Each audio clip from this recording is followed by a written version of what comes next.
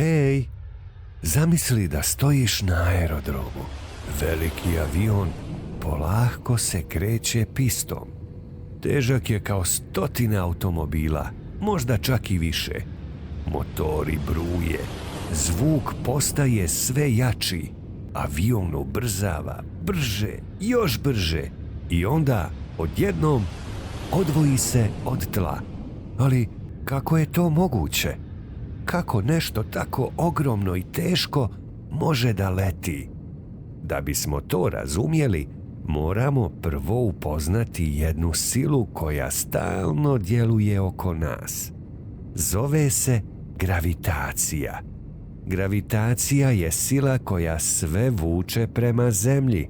Pa ako gravitacija stalno vuče avion dole, šta ga onda drži gore?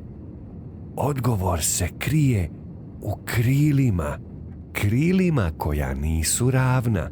Ona su zakrivljena, malo ispupčena s gornje strane.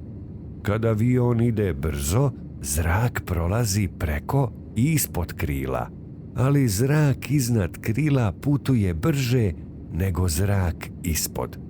A kada zrak ide brže, pritisak je manji i tada se stvara sila koja gura krilo prema gore. Ta sila se zove uzgon. Uzgon je heroj naše priče. Kad je uzgon jači od težine aviona, avion leti. Ali uzgon ne dolazi sam. Avionu pomažu motori. Motori stvaraju potisak, silu koja gura avion naprijed. Dok leti, na avion djeluju 4 sile. Uzgon gura gore, težina vuče dole, potisak gura naprijed, otpor zraka pokušava ga usporiti. Kada su ove sile u ravnoteži, avion mirno leti kroz nebo. I znaš šta je najzanimljivije? Avioni nisu oduvijek postojali. 2 brata, Orville i Wilbur Wright, napravili su prvi avion koji je uspio poletjeti. Let je trajao samo nekoliko sekundi, ali to je promijenilo svijet.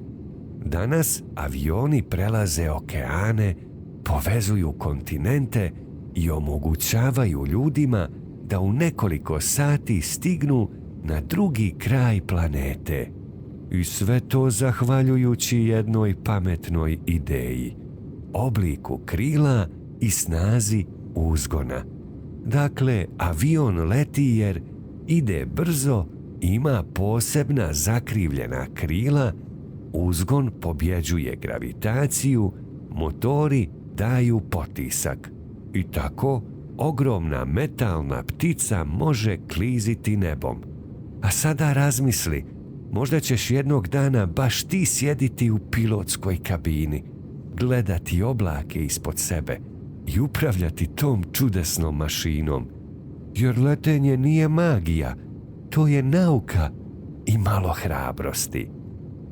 Vidimo se!